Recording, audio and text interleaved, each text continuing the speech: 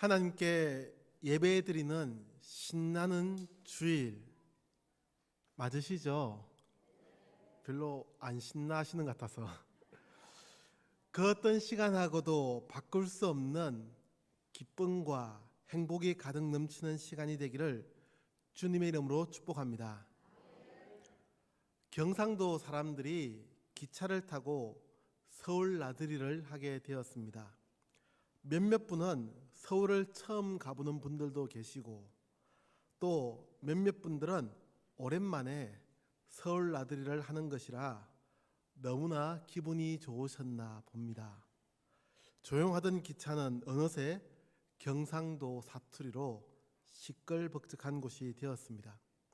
마침 부산 바닷가 여행을 마치고 집으로 돌아가던 서울 청년들은 시장 바닥처럼 시끄러워진 기차 안이 몹시 불편했습니다.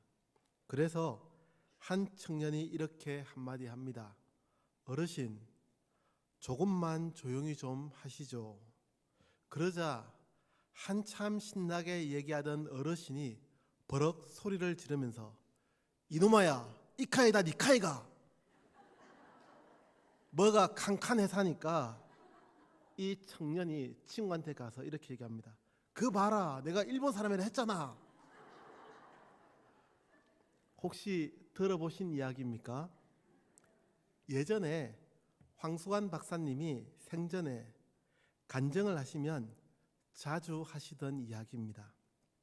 한때는 TV에도 나와서 재미있는 이야기를 많이 하셨는데 그래서 웬만한 이야기는 다 들어보셨겠지만 그래도 우리는 잊어주는 은혜가 있어서 오늘도 같은 이야기를 듣고도 재미있어 하는 것 같습니다.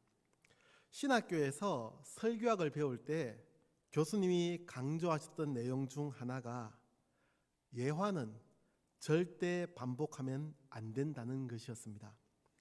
설교 내용은 다 잊어버려도 예화는 모두가 기억한다나요?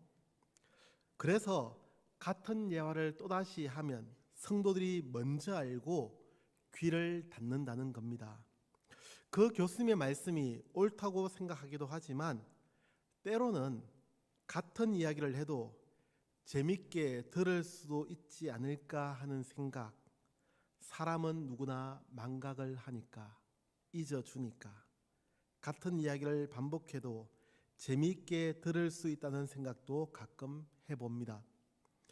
기억과 반복에 대한 이야기를 하니 저도 제가 전에 섬겼던 한 교회에서의 일이 기억납니다. 그 교회는 여러 가지로 특이한 점이 많았는데 그 중에 하나, 그 교회의 목사님은 반복하는 것을 참 좋아하셨습니다. 심지어 주일 낮 예배의 설교와 본문을 그대로 구역 권찰회에서는 자주 반복을 하셨고 때로는 주일 저녁이나 수요 예배에서도 똑같은 본문, 똑같은 제목, 똑같은 내용으로 반복하셨습니다. 그러면서 하셨던 말씀이 늘 좋은 것은 곱씹어 먹어야 한다라는 말씀이셨습니다. 사람마다 서로 생각은 다를 수 있다고 생각합니다. 그러나 제가 경험한 분명한 사실은 그 교회가 규모가 꽤 큰 교회였음에도 이에 대해서 불평하는 사람이 거의 없었다는 점입니다. 받아들이기 나름이겠죠. 같은 본문에 같은 이야기를 한다고 싫어할 수 있지만 같은 이야기를 반복해서 들으면서 더 큰 은혜를 받고 결단할 수도 있습니다. 그래서 오늘은 기억하라는 제목으로 신명기의 말씀을 생각해 보려 합니다. 잊어주는 것도 감사하지만 그래서 같은 설교, 같은 예화를 해도 늘 새롭게 들어주시고 은혜 받는 것도 목회자로서 참 감사한 일이기도 하지만 기억하는 것, 이것은 하나님께서 우리에게 주신 또 하나의 선물이자 은혜라고 믿습니다. 오늘은 본문의 말씀을 통해 기억하는 은혜가 있기를 주님의 이름으로 축복합니다. 그러면 본문의 말씀을 살펴보기 전에 신명기에 대한 간략한 소개를 드리고 본문의 말씀을 생각해 보겠습니다. 신명기는 이스라엘 백성들에게 주어진 두 번째의 율법서입니다. 신명기라는 단어의 뜻이 거듭 신자에 명하다 명, 그리고 기록할 기자를 쓰고 있습니다. 영어로도 마찬가지입니다. 신명기는 다시 혹은 제2의라는 뜻의 듀트가 합쳐진 단어입니다. 그러나 신명기는 제2의 율법서가 아니라 되풀이되는 율법으로 이해하는 것이 맞습니다. 간혹 신명기가 새로울 신자를 사용해서 새로운 율법이라고 오해하시는 분들도 계시던데, 그것은 신명기의 한자를 보시면 정확하게 알 수 있는, 한자를 보지 않아서 오해하신 것에 불과합니다. 신명기는 40년의 광야 생활이 끝나가는 시점, 즉 가나안 땅을 바로 눈앞에 마주하고 있는 이스라엘 백성들에게 모세가 다시 한번 하나님의 말씀을 알려주는 내용입니다. 그래서 문자 그대로 신명기입니다. 그리고 같은 이야기를 다시 반복하다 보면 더 실감나고 재미있게 할 수 있듯이 신명기도 다시 전해주는 율법이기에 레위기에 비해서 조금은 쉽게 읽을 수 있다는 장점, 그리고 강조점이 분명하다는 특징이 있습니다.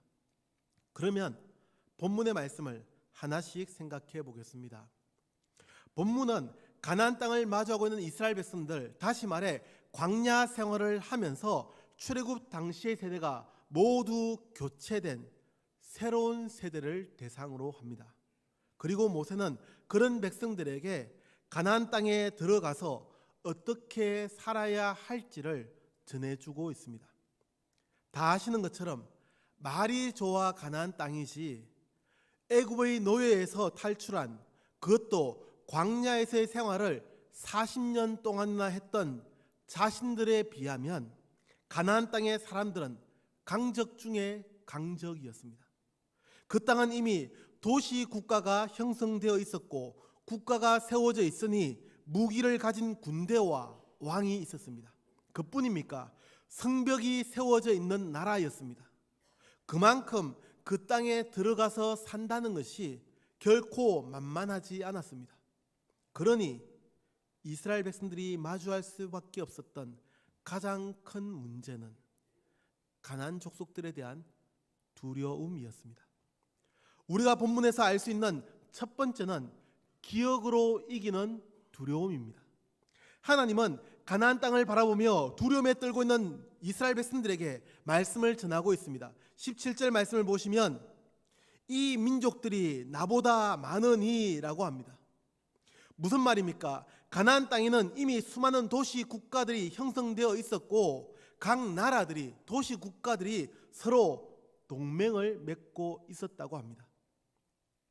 하나의 도시 국가만 해도 군사적으로 이기는 것이 결코 만만치 않은데 그들이 연합해서 공격하면 그 수는 어마어마한 수였습니다. 이스라엘 백성들이 감당할 수 있는 수준이 아니었다는 겁니다. 그러니 두려움에 떨 수밖에 없었습니다. 가진 무기도 없지, 군대는 더더욱 조직되어 있지 않았습니다. 그렇다고 훈련이 되어 있는 것도 아니지 않습니까? 군인과 일반인이 싸우면 누가 이기겠습니까? 너무나 뻔한 결과가 아닙니까? 그것도 무기를 가지고 싸우는 군인과 무기도 없이 농기구 혹은 막대기 하나를 들고 일반인이 싸워야 한다면 그 결과는 안 봐도 뻔한 것입니다. 그런데 거기에 수적인 열세도 피할 수 없었다는 겁니다. 사랑하는 성도 여러분, 이런 문제 앞에서 어떻게 해야 합니까? 상식적으로 생각하면 피해야 합니다. 도망가는 것이 최선처럼 보입니다. 그동안의 광야 생활은 허사였고 지금이라도 애굽으로 돌아가서 다시 노예로 사는 것이 안전한 길처럼 생각되었습니다. 그러나 하나님은 기억하라고 말씀합니다. 다 같이 18절의 말씀을 한 번 더 같이 읽겠습니다. 시작. 그들을 두려워하지 말고 내 하나님 여호와께서 바로와 온 애굽에 행하신 것을 잘 기억하되. 아멘입니까? 왜 이 말씀에 아멘을 외치게 됩니까? 바로와 온 애굽에 행하신 것을 잘 기억하되 라고 합니다. 사실 국가적인 힘이라고 하면 당시에 애굽을 능가할 나라가 어디 있습니까? 오늘 어제 했던 교육대회 때문에 초등학교 아이들도 참여하고 있는데 우리 초등학생 아이들도 다 아는 내용. 인류의 문명지 발상지 네 곳을 말하라고 하면 어디가 있죠? 메소포타미 문명, 인더스 문명, 황하 문명, 그리고 이집트 문명입니다. 쉽게 말해서 당시에 문명이 발달된 나라라고 하면 중국 지역과 인도 지역 그리고 아수르 지역이 있었지만 그곳은 비교적 먼 지역이었습니다. 그나마 가까운 지역이 이집트, 즉 애굽 지역이었습니다. 이스라엘 백성들이 탈출해서 나온 그 애굽이, 그 이집트가 결코 호락호락한 나라가 아니었다는 말씀입니다. 사실 그 나라에서 하나님께서 행하신 그 놀라운 기적이 어떠했습니까?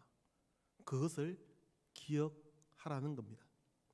군대의 강함이라고 하면 애굽의 군대가 훨씬 더 강했고 군사가 많기로도 이집트의 군사를 능가할 나라가 없었습니다. 아무리 가나안 땅의 모든 나라가 합심해서 공격해 온다고 해도 이집트 군사만큼 강하지 않았습니다. 그런데 그런 나라를, 그런 이집트를 굴복시키고 나온 것이 이스라엘 백성들 아닙니까? 뭐가 더 두려워서 무서워할 것이 있습니까?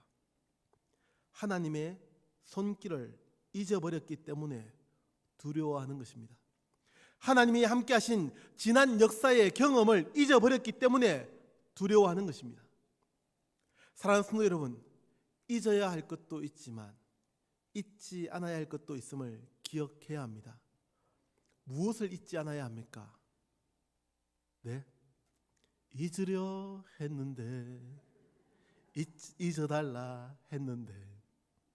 죄송합니다. 제가 새청춘작을 맡고 있어서 이런 노래도 다 합니다. 첫사랑에 대한 기억을 잊지 않아야 하겠습니까? 그건 각자가 알아서 하시면 되는 문제고 하나님과 함께 했던 그 시간들을 잊지 않아야 합니다. 하나님께서 나를 만나 주셨던, 나에게 능력을 주시고 나와 함께 하셨던 그 기억, 그 순간을 잊지 않아야 합니다. 그 기적의 순간들을 잊지 않고 기억하는 사람만이 두려워하지 않게 됩니다. 저는 우리 성도님들이 두려움이 없는 성도들이 되기를 기대합니다. 하나님이 함께 하시기에 두려움이 없는 성도입니다. 하나님이 우리를 인도하고 있음을 기억하고 있기에 무서워할 것이 없는 모습입니다. 계속해서 모세는 하나님의 말씀을 전합니다. 19절의 말씀, 내 하나님 여호와께서 너를 인도하여 내실 때에 네가 본 큰 시험과 이적과 기사와 강한 손과 편팔을 기억하라. 하나님께서 애굽에게 행하셨던 그 놀라운 일들을 기억하라고 말씀합니다. 기억으로 두려움을 이겨내는 우리 성도들이 되기를 주님의 이름으로 축복합니다. 축복합니다. 두 번째로 우리는 본문의 말씀을 통해서 기억으로 고백하는 믿음을 보게 됩니다. 다 같이 따라하겠습니다. 기억으로 고백하는 믿음.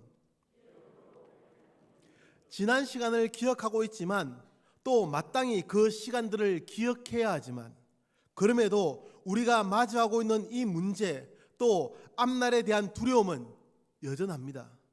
20절 말씀을 보시면 이스라엘 백성들이 마주하고 있는 현실적인 문제에 대해서 말씀합니다. 다시 말씀드립니다. 본문 17절에서 19절까지는 지난 시간들을 통해 역사하신 하나님을 기억하라고 합니다. 그래서 두려워하지 말라는 것입니다. 그럼에도 그렇다고 해서 지금 마주하는 이 문제가 사라지는 것은 아니지 않습니까? 여전히 이 문제는 우리를 괴롭힙니다. 이스라엘 백성들에게는 가나안 땅이 현실적인 문제였습니다. 압니다. 지난 시간 동안 하나님께서 함께 하셨죠. 그래서 애굽을 이길 수 있었습니다. 그 기억으로 두려움을 조금은 떨칠 수 있습니다. 그러나 지금 마주하는 이 문제도 여전히 우리를 두렵게 합니다. 더구나 지금 마주하는 이 상황과 과거의 상황은 다를 수 있지 않습니까? 그러니 더 두려울 수 있습니다. 그럴 때에 하나님께서 하시는 말씀 21절의 말씀입니다. 같이 읽겠습니다. 시작. 너는 그들을 두려워하지 말라. 너희의 하나님 여호와 곧 크고 두려운 하나님이 너희 중에 계심이니라. 아멘. 과거에 함께 하신 하나님을 기억하고 있지만 여전히 가나안 땅에 들어가는 것은 두렵고 주저하게 되는 문제입니다. 상황도 다르고 사람도 다르지 않습니까? 그러나 변하지 않는 분명한 사실, 너희의 하나님 여호와 곧 크고 두려운 하나님이 너희 중에 계심이니라. 하나님이 함께 하신다는 약속의 말씀입니다. 아직 문제가 해결된 것은 아닙니다. 여전히 이스라엘 백성들은 가나안 땅을 마주하고 있습니다. 그러나 하나님이 함께 하신다는 약속이 있다는 겁니다. 그래서 기억으로 고백하는 믿음입니다. 지난 시간 동안 함께 하신 하나님께서 지금도 함께 하신다는 믿음, 변하지 않고 우리를 인도하신다는 믿음입니다. 이 믿음이 있기에 우리는 우리 앞에 우리를 가로막고 있는 그 문제를 이겨나갈 수 있는 것입니다. 이 믿음이 있기를 주님의 이름으로 축복합니다. 어찌할 수 없는 문제 앞에 주저하고 있습니까? 도저히 넘을 수 없을 것 같아 두려워하고 있지는 않습니까? 직장의 문제가, 사랑과의 관계가 우리 성도님들을 힘들게 하십니까? 그럴 때에 우리와 함께하는 하나님을 믿어야 합니다. 다윗과 골리앗 이야기를 잘 아시죠? 분명 하나님은 다윗과 함께 하셨습니다. 그래서 맹수로부터 다윗을 지키셨고 양을 잘 돌보게 하셨습니다. 그러나 또다시 다윗이 마주한 문제, 그것은 블레셋의 거인 장수 골리앗이었습니다. 과거에 하나님이 함께 하지 않은 것이 아니었습니다. 함께 하셨습니다. 그러나 지금 마주하는 그 문제, 골리앗의 문제는 또 다른 문제입니다. 그럴 때에 다윗이 어떻게 합니까? 시간상 제가 읽겠습니다. 너는 칼과 창과 단창으로 내게 나아오거니와 나는 만군의 여호와의 이름 곧 네가 모욕하는 이스라엘 군대의 하나님의 이름으로 내게 나아가노라. 오늘 여호와께서 너를 내 손에 넘기시리니 내가 너를 쳐서 내 목을 베고 블레셋 군대의 시체를 오늘 공중에 세워 땅의 들짐승에게 주어 온 땅으로 이스라엘에 하나님이 계신 줄 알게 하겠고 또 여호와의 구원하심이 칼과 창에 있지 아니함을 이 무리에게 알게 하리라. 전쟁은 여호와께 속한 것인즉 그가 너희를 우리 손에 넘기시리라. 다윗은 이 믿음으로 골리앗과 싸워 이겼습니다. 이런 믿음으로 살아가는 성도들이 되기를 축복합니다. 세 번째로 우리는 본문에서 기억으로 지키는 생활에 대해서 알게 됩니다. 기억으로 지키는 생활입니다. 이스라엘 백성들은 가나안 땅을 보며 두려워했지만 모세는 하나님의 분명한 약속을 믿었습니다. 결국은 하나님의 인도하심 가운데 이스라엘 백성들이 가나안 땅을 차지하게 될 것이라고 믿었던 겁니다. 아멘입니까? 모세는 그랬습니다. 모세는 그런 지도자였습니다. 그래서 계속되는 22절부터 24절까지의 말씀에서 이 일들을 언급합니다. 끝내 그들을 쫓아내고 진멸하게 될 것이라는 겁니다. 문제는 그 다음입니다. 저는 개인적으로 지도자는 그 다음을 준비할 수 있어야 한다고 생각합니다. 이것은 당연한 겁니다. 지도자가 과거를 기억하지 못해서도 또 믿음이 없어서도 안 됩니다. 그러나 거기에 만족하지 않아야 합니다. 그 다음을 준비해야 합니다. 모세는 25절과 26절의 말씀에서 이에 대해서, 즉 가나안 땅에 들어간 그 다음의 이야기를 전하고 있습니다. 이스라엘 백성들이 지금은 두려워 떨고 있지만 가나안 땅은 반드시 차지하게 될 것인데 그 이후에 대해서 말해주는 겁니다. 무엇입니까? 가나안 땅에서 행해지는 그 풍습, 문화를 멀리하라는 겁니다. 참 재밌는 것은 25절의 말씀입니다. 저는 이 25절의 말씀을 자세히 읽어보면서 모세가 얼마나 앞날을 잘 내다보고 있었는지 그 해안에 놀라게 됩니다. 같이 한 번 더 읽겠습니다. 25절 말씀입니다. 시작. 너는 그들이 조각한 신상들을 불사르고 그것에 입힌 은이나 금을 탐내지 말며 취하지 말라. 네가 그것으로 말미암아 올무에 걸릴까 하노니 이는 내 하나님 여호와께서 가정히 여기시는 것임이니라. 아멘. 제가 무엇에 그리 재밌어 하는지 아시겠습니까? 그것에 입힌 은이나 금을 탐내지 말며 취하지 말라라고 합니다. 무슨 말입니까?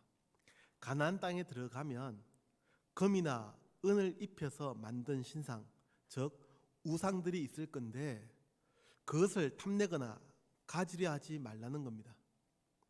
우상을 탐낸다는 것이 아닙니다. 그것은 하나님의 백성이라면 당연히 지켜야 합니다. 우상을 멀리 해야죠. 우상을 가까이 있어야 되겠습니까? 문제는요, 그 우상을 꾸미고 있는 금이나 은입니다. 그것까지도 탐내지 말라는 겁니다. 솔직히 금이나 은이 무슨 문제입니까? 잘 벗겨내서 사용하면 되지 않습니까? 그 속에 있는 우상은 버리면 됩니다.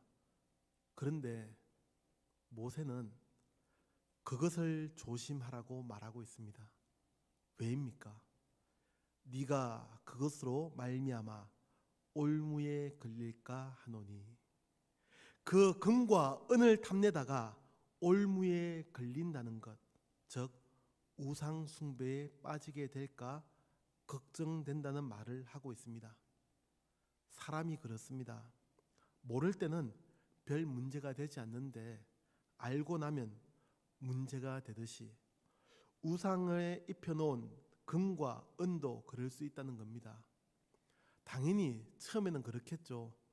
우상은 버리고 금과 은을 잘 벗겨내서 그것만 사용하려 하겠죠. 그런데 그렇게 하려면 우상을 손에 잡고 계속 보면서 금과 은을 벗겨내야 됩니다. 거기에 시험의 요소가 있다는 겁니다.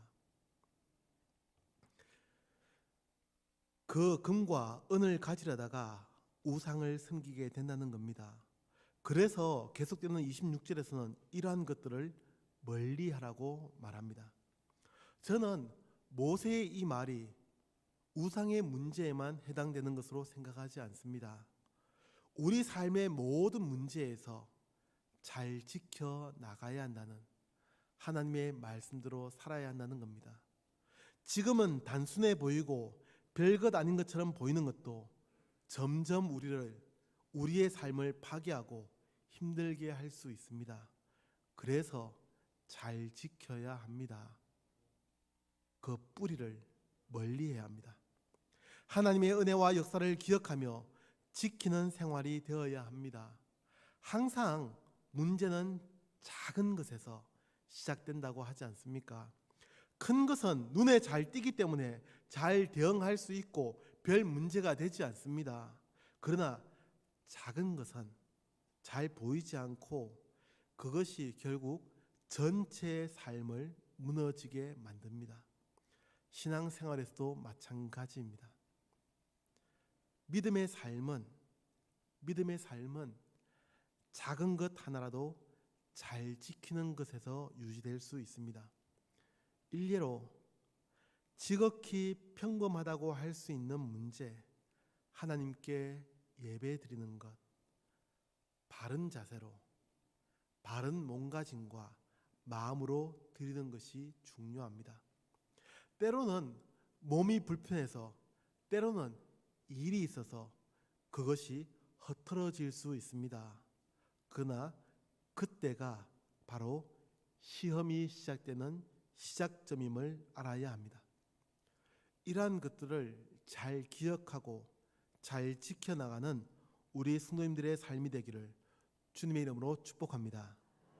생활의 습관은 중요합니다. 잘 지켜야 합니다. 때로 불편하고 때로 손해인 것처럼 생각되어도 작은 것을 지키는 것에서 우리의 믿음은 굳건히 성장해 가게 됩니다. 사랑하는 성도 여러분, 기억하는 은혜가 있기를 축복합니다. 예전에 함께 하신 하나님의 역사를 기억하셔서 두려움을 이겨내시고 믿음의 고백을 기억하며 잘 이어가며 또한 신앙의 생활을 기억하며 잘 지켜나가는 우리 성도들이 되기를 주님의 이름으로 축복합니다. 기도하겠습니다. 살아계신 하나님, 우리에게 기억하는 은혜가 있게 하시며 하나님을 향한 그 기억으로 우리의 믿음이 흔들리지 않고 점점 더 성장해가는 우리 성도들의 삶이 되게 하여 주옵소서. 예수님의 이름으로 기도합니다. 아멘.